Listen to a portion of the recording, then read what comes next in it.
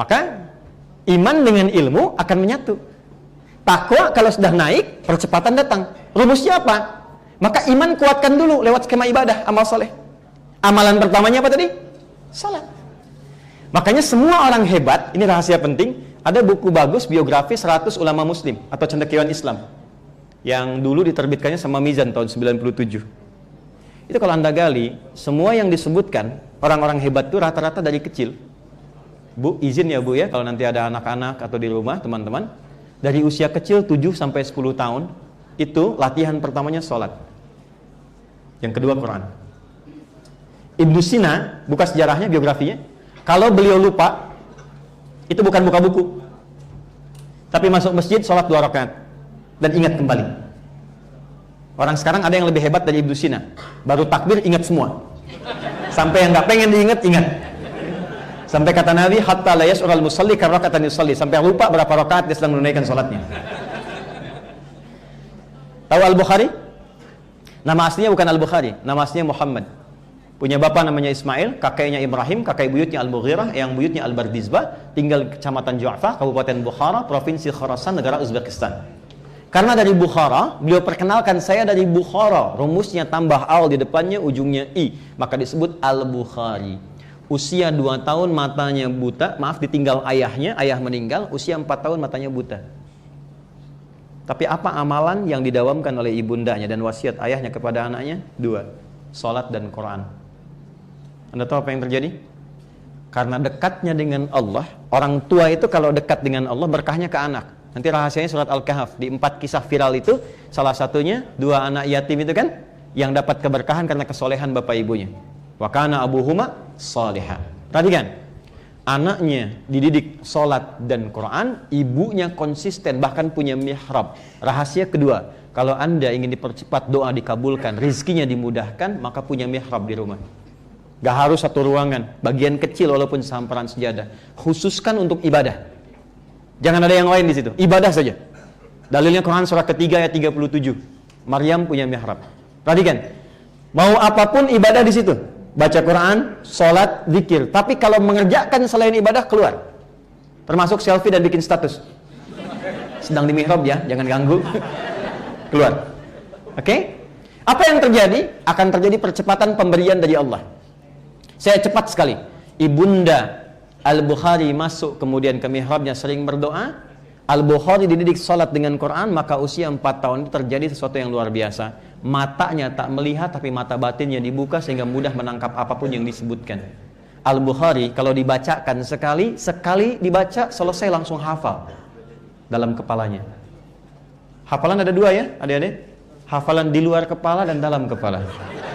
Di luar kepala belum hafal. Saya kasih rahasia tentang Qurannya. Perhatikan baik-baik. Ini yang ingin saya sampaikan. Buka kitab namanya Fathul Bari fi Syarah Sahih Al-Bukhari, 16 jilid yang pertama. Kalau sama cetakannya dengan saya, halaman 34, paling kiri sebelah bawah, paragraf ketiga. Lihat baik-baik. Perhatikan, fokus. Ketika beliau matanya divonis buta permanen, semangat belajar Qurannya tinggi, maka minta pada ibunya disekolahkan ke Kutab, awal belajar Quran. Didampingi asisten berangkat ke sana. Oleh gurunya dibacakan surat Qaf. Banyak murid belajar, yang dewasa juga ada. Begitu selesai dibacakan surat Qaf, gurunya hanya iseng bertanya, man hafidha, siapa yang sudah hafal? Al-Bukhari kecil, dalam ketidakpenglihatan matanya, beliau mengangkat tangan dan berkata, hafidtu an dhahri qalbi syekh. Saya sudah hafal dalam kepala saya. Gurunya penasaran, dipanggil ke depan, ya bunayya ta'al iqra, anakku maju baca. Dan dibacakan sempurna, bukan hanya benar, tapi spesial mahraj dan sifat hurufnya seperti syekhnya. Fata'ajjaba syaikhu faqala minal an idrusul hadis. Syekhnya kagum lalu mengatakan, sejak saat ini belajarlah hadis. Senang Al-Bukhari, kecil pulang ke rumah diceritakan ke ibunya, ummi hadatsa kadza wa kadza. Bu, tadi ada kejadian begini. Uridul hadis, saya pengen belajar hadis. Kata ibunya, ya bunayya iktafi bil Quran. Nah, kamu cukupkan Quran dulu karena ada keterbatasan. Kalau sudah Quran silakan hadis. Hormat ibunya tapi juga ta'zim pada syekhnya, beliau katakan, saya akan belajar Quran Bu, tapi izinkan saya pun ingin belajar hadis. Meraba jalan ke kamarnya, kemudian ibunya melihat itu, merasakan haru, masuk ke mihrabnya. Maka ibundanya sholat dan bermohon kepada Allah. Perhatikan kalimatnya, rahasia Quran surah 17 ayat 110. Panggil sesuai harapan-harapan dan permohonan kitanya. Kebutuhannya apa? Panggil nama Allah sesuai dengan kebutuhan kita. Beliau melihat matanya tak terbuka, dokter mengatakan mustahil, medis mengatakan gak mungkin terjadi. Maka beliau menyebut nama Allah yang maha melihat untuk membuka penglihatan anaknya. Yal basir, yalladzi ala kulli syai'in qadir, a'id basirat abdi. Ya Allah yang maha menatap dengan tajam, yang maha kuasa atas segala sesuatu tanpa batasan, mohon kembalikan penglihatan anakku. Al-Bukharinya masuk ke kamar sedang mengulang surat Qaf. Sampailah di ayat 21, ayat 22. Mirip kalimatnya sama. Laqad kunta fi ghaflatin min hadza, fakashafna 'anka ghita'aka, fabasaruka al-yawma hadid. Padahal ayat ini tentang hari kiamat. Tapi percikan keberkahannya diturunkan, sebagian kemuliaannya ke bumi. Dulu pandanganmu gak bisa lihat. Sekarang dengan keagunganku akan dibuka sekatmu itu. Mulai hari ini engkau akan melihat kembali dengan tajam. Begitu sampai di ayat itu, ibunya berdoa bersamaan lelah tertidur. Maka Al-Bukhari tiba-tiba bangkit, merasakan sesuatu di matanya, bisa melihat kembali. Maka dikejar ibundanya. Ummi laqad ra'ait. Ibu, saya bisa melihat kembali. Berpelukan. Singkatnya, bisa melihat kembali, mulai belajar hadis dan menulis Sahih Al-Bukhari selama 16 tahun. Teman-teman, tahukah ketika menuliskan Al-Bukhari itu di mana? Dimulai di Mekah, Masjidil Haram, diakhiri di Masjid Nabawi di Madinah. Tapi setiap mau menulis hadis, sholat dulu 2 rakaat. Kalau tenang, baru dituliskan. Tidak tenang, ditunda dulu. Al-Bukhari menjaga Quran dan sholatnya. Saya wariskan ijazah ayat ini kepada peserta karantina dari Goa yang matanya satu divonis buta permanen. Maka tiba kemudian, ini saksinya nih, ada manajernya. Begitu tiba-tiba diajarkan itu, sedang 10 hari induksi, dia masuk kamar mandi, dia teriak keluar. Tersenggol gayungnya jatuh, dia keluar masih pakai anduk, Allahu Akbar katanya. Tiba-tiba kenapa? Matanya bisa melihat kembali. Ini kisah nyata. Saya tidak mengarang karena langsung berinteraksi dan teralami. Jadi yang saya ingin katakan adalah, bangun hubungan kuat dengan Allah dulu sebelum memulai segala hal. Itu poinnya. Makanya ada iman. Nanti kalau sudah kita bisa padukan ini, apa yang terjadi? Pindah, saya tutup. Pindah ke Quran surah kedua ayat 282, paling kiri sebelah bawah, langsung di ujungnya. Quran surah 2 ayat 282. Perhatikan. Wattaqullah, dan tingkatkanlah takwamu kepada Allah. Ini poinnya yang disebutkan. Takwa. Wattaqullah, tingkatkan takwamu kepada Allah. Wa yu'allimukumullah. Semakin tinggi tingkat takwamu, semakin aku akan buka dan ajarkan kepadamu semua ragam pengetahuan. Jadi bedanya nanti akan begini. Kalau cuman ikhtiar, kita hanya akan mengaktifkan semua sinyal-sinyal kebaikan dan kemampuan potensi dalam diri kita. Tapi kalau kita aktifkan sinyal takwanya, Allah yang akan membuka, tinggal kita mendengarkan, mengikuti, dipercepat oleh Allah Subhanahu wa taala. Dan sifatnya kecepatan, bukan kelajuan. Karena kelajuan gak ada vektor, gak ada arahnya. Tapi kecepatan, dia punya vektor, ada arahnya, ada tujuannya. Itulah yang terjadi. Saya pernah mengikuti jalan ini, lalu melihat para ulama mengerjakan seperti itu. Ini yang saya kerjakan sejak di pesantren. Membuka ini dulu, ini yang paling tidak mudah, buka dulu. Maka sampai hari ini, saya merasakan banyak manfaatnya dari situ. Baik bentuk takwanya, hubungan dengan Allah, berbakti pada orang tua, terjadi percepatan pengetahuan. Jadi yang paling indah itu begini, mudah menangkap sesuatu. Kadang-kadang dibacakan satu kalimat belum paham, satu buku belum ngerti. Mau pulang baru paham, begitu keluar lupa lagi. Tapi yang ini tidak. Tingkat kelima itu mudah ingat, sulit lupa. Jadi kalau yang pertama cepat ingat, lambat lupa. Kedua cepat ingat, cepat lupa. Ketiga lambat ingat, lambat lupa. Yang keempat itu maaf sekali, lambat ingat, cepat lupa. Ada yang kelima, cepat ingat, sulit lupa. Jadi mau lupa susah, bukan mau ingat. Biasanya utang kan? Ini ilmu. Fokus ini. Kalau sudah mampu mengaktifkan ini, saya amanatkan 3 saja. 1 sholat, ya, 2 Quran, 3 orang tua. Saya ulang ya, birrul walidain. 1 sholat. Dan nanti banyak sekali ayat di Quran yang langsung menunjukkan hubungan sholat dengan peningkatan pengetahuan. Contoh di surat Al-Muzammil ayat ke-20 misalnya. Ketika sedang tahajud tuh faqra'u ma tayassara minal Qur'an, baca. Dan jangan lupa riset Quran itu peningkatan pengetahuan. Jatuh jaga salat. Minimal 40 rakaat dijaga. Ya, bukan subuhnya naik jadi 4, duhur jadi 5, bukan. Ya. 20 rakaat tuh yang fardu 17 rakaat. Jelas? Tambah yang rawatib itu 12 rakaat. Subuh 2, sebelum subuh 2, sebelum zuhur 4, kemudian setelah zuhur 2, setelah maghrib 2, setelah isya 2. 12. Tahajud ambil yang standar 11. 17 tambah 12 berapa? 29. Tambah 11 40. Itu yang pokok aja dulu. Nanti setelah enak silahkan tambah. Tambah sholat mutlak misalnya, tambah duha lagi silahkan. Tapi 40 itu penting. Karena nanti ada rahasia besar. Kalau saya kesini lagi baru saya ungkap. Rahasia 40 dalam Quran dan hadis. Nanti kalau sini lagi. Kapan-kapan lah pokoknya. Mudah-mudahan sebelum kiamat kurang 2 hari lah. Itu aja, pegangnya dulu ya, 40. Yang kedua Quran. Kalau bisa, menghafal. Kalau tidak sempat menghafal, baca. Dan sekarang ada riset baru, orang-orang yang terbiasa baca, walaupun satu halaman, satu lembar itu 2 halaman, itu pertama akan membuat mentalitasnya stabil. Karena Quran itu langsung ke jiwa, syifa itu di jiwa. Yang kedua, memberikan keberkahan pada aktivitas, lebih tenang. Dan rumusannya kan di mahfudzat, jiwa yang tenang melahirkan aktivitas yang cemerlang. Ya, jadi jiwanya lebih tenang, pikirannya lebih terbuka sehingga mudah mengakses sesuatu. Usahakan tiap hari, kalau nggak bisa menghafal, baca Quran jangan tinggal. Tiap hari. Kalau perempuan sedang haid, jadi bisa mendengar. Nggak perlu baca, kan ada murattal dan sebagainya. Ya, itu bisa merubah keadaan diri, mental lebih stabil.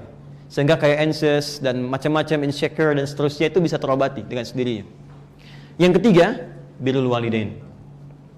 Nah, saya nggak bisa cerita yang ketiga ini tentang pengalaman pribadi, karena kalau cerita selesai dan malam nggak bisa isi pengajian. Tuh. Pokoknya ikuti aja. Yang ketiga itu niatkan belajarnya yang di sini ataupun yang mengajar. Salah satunya mengalirkan pahala untuk orang tua. Itu kalau Anda dosen periset, Allah akan buka kembali untuk meningkat kembali wawasan dan peningkatan pengetahuannya. Kalau Anda yang sedang belajar, maka Allah akan buka jalan untuk mempercepat pembelajarannya. Apapun itu. Nah, yang terakhir, tempatkan Quran sebagai panduan hidup. Bukan cuma kitab bacaan. Ini level tertingginya. Kalau bisa melakukan ini, maka Anda akan melewati batas kepintaran manusia kini. Yang sekarang yang pintar cuma 2 atau 3 bidang paling maksimal. Zaman era setelah Nabi itu minimal 5 bidang. Sekarang orang paling 2 atau 3 bidang. Ya, Stephen Hawking sedikit lah ya. Steve Hawking paling cuma berapa gitu ya. Kemarin itu yang meninggal yang terakhir, ya, yang apa namanya? Dia komplain tentang Tuhan, ini diwafatkan Tuhan juga gitu kan. Fisikawan asal Inggris itu. Sekarang paling cuma 2-3 bidang. Ya paling fisika matematika, yang lainnya nggak pakar di bidangnya. Dulu orang, matematika, fisika, kimia, saat yang bersamaan tafsir, hadis, fikih, paham semua. Imam Syafi'i itu jangan salah. Imam Syafi'i itu, Muhammad bin Idris Asy-Syafi'i, paham Quran, paham hadis, ahli bahasa, ahli mantik, ahli matematika, dokter, kedokteran itu paham Imam Syafi'i. Mungkin ada 7-10 bidang beliau kuasai itu. Walaupun dominan di fikih. Genius. Asal mampu mengoptimalkan ini. Nah, yang terakhir, tolong banyak riset di Quran. Kalau bisa dengan hadis. Nah, ini yang mau saya turunkan sedikit saja dengan cepat. Masih ada waktu nggak? Sedikit aja, ya. Baik. Bismillah. Quran ada berapa surat? Surat bahasa ya? 114. Oke, berapa juz? 30 juz. Baik. Formulasi ini biasanya kekinian seringkali ditempatkan dengan nama kitab suci saja yang dibaca. Bukan sebagai kitab yang dipahami. Padahal perintah Allah setelah kitabnya turun, dibaca, berubah dari Iqra menjadi Utslu. Coba lihat, Nabi pertama dapat Iqra, Bismi Rabbikal ladzi khalaq. Tadi Bismi Rabbikal ladzi khalaqnya sudah Pak Rektor sampaikan. Perhatikan, setelah ayatnya muncul, terkumpul, panduannya ada, berubah perintahnya menjadi Utslu. Utslu ma uhya ilaika minal kitab wa aqimis shalah. Sebelum salat, kamu baca dulu, terjemahannya baca. Tapi utslu itu punya 3 arti dari tilawah. Baca, pahami, amalkan yang dipahami itu. Jadi interaksi kita dengan Quran, interaksinya bukan bacaan biasa. Interaksinya adalah bacaan yang disertai dengan pemahaman, riset. Masih ingat gak? Kalau ada yang baca Quran kan qori kan? Supaya orang mengerti, paham isinya, minimal tahu maknanya, di sampingnya ada penerjemah kan? Siapa namanya? Sari tilawah kan? Ya kan? Sari tilawah itu dari kata tilawah. Cuma mungkin di Riau dulu yang menerjemahkan pertama Bu Sari. Makanya dikenal Sari Tilawah. Ya, coba Pak Iman, mungkin Iman Tilawah gitu kan? Ini Sari nggak ada sebetulnya, tilawah saja. Ya, tilawah. Nah, tilawah itu baca, paham, amalkan. Saya cepat. Quran saat diturunkan itu sifatnya disebut oleh Allah itu kurikulum hidup, namanya hudan. Hudan itu kurikulum hidup. Tuh. Syahrul Ramadan alladzi unzila fihil Quran hudan lin nas, Quran surah 2 ayat 185. Nah, ini isinya Al-Fatihah sampai dengan An-Nas, itu kurikulum hidup kita ada di situ. Jadi Anda, saya, kita mau jadi apapun, itu konsep dasar bimbingannya ada di sini. Ini yang akan mengangkat derajat kita. Ini yang akan menaikkan iman dan ilmu sekaligus. Yarfa'illahu alladhina amanu minkum walladhina utul ilma derajat. Ilmu yang dibuka lewat skema iman, konsepnya di mana di sini? Saya baca cepat ya, cuman gak usah ditulis, cepat aja. Dari belum lahir sampai meninggal, semua ada di sini. Sebelum kita dilahirkan, masih dalam kandungan ibunda kita, maka ayat tentang kandungan Quran surah ke-22 ayat yang kelima, prosesnya Quran surah ke-23 ayat 11 sampai dengan 13. Kemudian dalam proses kandungan itu sampai melahirkan, doanya Quran surah ke-7 ayat 189. Ketika kelahirannya, prosesnya merasakan bagaimana seorang ibu yang sedang mengandung, Quran sampai melahirkan, Quran surah ke-31 ayat 14 atau Quran surah ke-46 ayat ke-15. Dia terlahir, apa yang harus diberikan oleh ibu pertama kali, berapa lama durasi ASI diberikan, apa yang harus dilakukan oleh ayah ketika terlahir, Quran surah ke-2 ayat 233. Kemudian ketika mulai terlahir, dari usia 2 tahun setelah diberikan ASI 2 tahun itu ke pendidikan awalnya sampai dia balik, apa yang diberikan? Quran surah ke-31 ayat ke-13 sampai dengan ayat 19. Ketika dia mulai balik, apa yang diberikan? Pertama kali pendidikannya supaya dia mendekatkan diri dengan Allah Subhanahu wa taala. Maka muncul Quran surah ke-58 ayat yang ke-11. Cara belajarnya Quran surah ke-9 ayat 122 yang tadi dibacakan. Dia mulai dewasa, dia mulai menantau, mengenal orang, apa yang harus dioptimalkan? Quran surah ke-49 ayat ke-13. Dia mulai kenal dengan pasangannya. Hei, jangan lama-lama. Ya, cepat lakukan. Kalau Anda memang minat, lakukan, berikan lamarannya. Quran surah ke-4 ayat yang ke-4, terjadi pernikahan. Quran surah ke-30 ayat ke-21. Tapi sebelum menikah, kamu belajar dulu peran suami apa, peran istri apa, supaya nggak belajar di pertengahan jalan. Turun Quran surah ke-4 ayat 34. Jika terjadi perselisihan, hal-hal yang kemudian miskomunikasi, selesaikan. Kalau perlu cari bagian keluarga untuk menyelesaikannya. Quran surah ke-4 ayat 34 sampai 35. Nanti dibagi peran suami ketika mulai dia berjalan akan mulai mencari nafkah. Skemanya bagaimana? Yang standar Quran surah ke-2 ayat 168. Yang cepat pakai iman Quran surah ke-2 ayat 172. Yang lebih cepat lagi sebelum berangkat sudah disiapkan Quran surah ke-7 ayat ke-96. Kadang-kadang Anda yang dalam bekerja, beraktivitas, punya penemuan tidak mudah, akan menghadapi berbagai tantangan. Rincikan tantangannya Quran surah ke-2 ayat 214. Solusinya Quran surah ke-3 ayat 142. Rinciannya Quran surah ke-2 ayat 155 sampai 157. Nah, tantangan itu kadang ada yang ingin menyingkirkan Anda, menyungkurkan Anda di karir, di kedudukan, di bisnis, maka Allah turunkan amalan untuk menjaga Anda. Quran surah ke-17 ayat 79 sampai dengan ayat ke-81.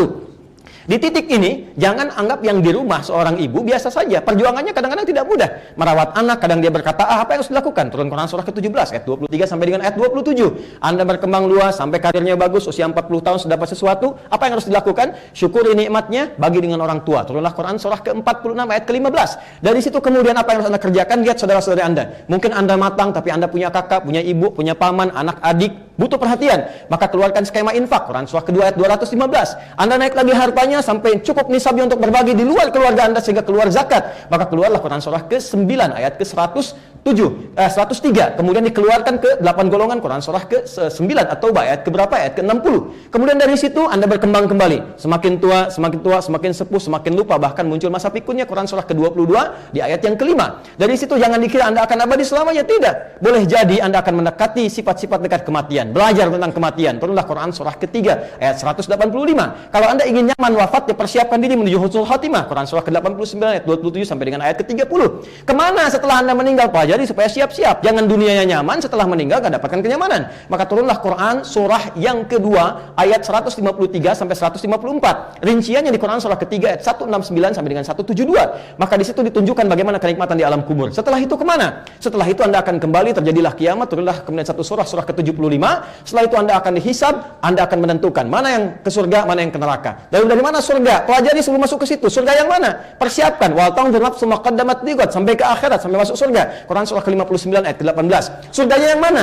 Mau yang biasa-biasa? Quran surah kedua 25. Mau yang surga Firdaus? Quran surah ke-23 ayat 1 sampai dengan ayat 9. Mau surganya surga Aden sebagai ahli Quran memuliakan orang tua? Quran surah ke-13 ayat ke-berapa? 23 sampai 24. Rinciannya Quran surah 35 ayat 32 sampai dengan 33. Lalu kemudian Anda ingin surganya bersama Nabi, orang-orang soleh, orang jujur, sahabat yang pernah bertugas di bumi. Quran surah ke-4 An-Nisa ayat ke-69.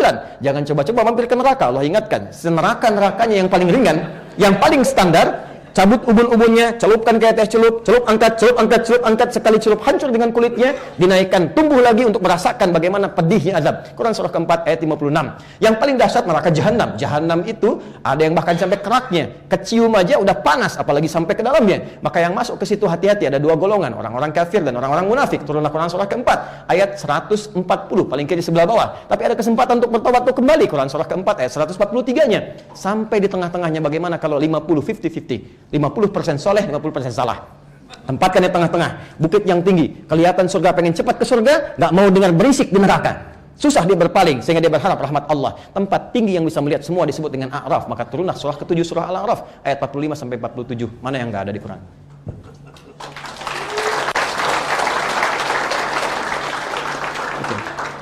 Nah, jadi berinteraksi dengan Quran itu, bacaan bagus, ada pahala, tapi yang diharapkan petunjuk Qurannya muncul dalam kehidupan. Islam itu jangan ditempatkan hanya di Quran sebagai mushaf, harus jadi perilaku. Dan kita sekarang masa-masanya merdeka, kampus merdeka tuh. Mau belajar apa aja kita riset kan. Nah, detailnya nanti kaji hadis. Sekarang kita sudah beruntung, Qurannya ada sama dari zaman Abu Jahal, Abu Lahab dan Abu-Abu yang lain sampai dengan sekarang. Plus dengan hadisnya. Ya, hadisnya juga lengkap dan sudah dibukukan. Jadi Anda nggak ada alasan nggak bisa ngeles. Coba lihat hadisnya. Pernah dengar Imam Al-Bukhari yang paling populer, nama kitabnya apa? Saya tutup. Imam Al-Bukhari, kitab hadis Imam Al-Bukhari, namanya apa? Sahih Al? Bukan. Oh, jangan ngarang, jangan maksa.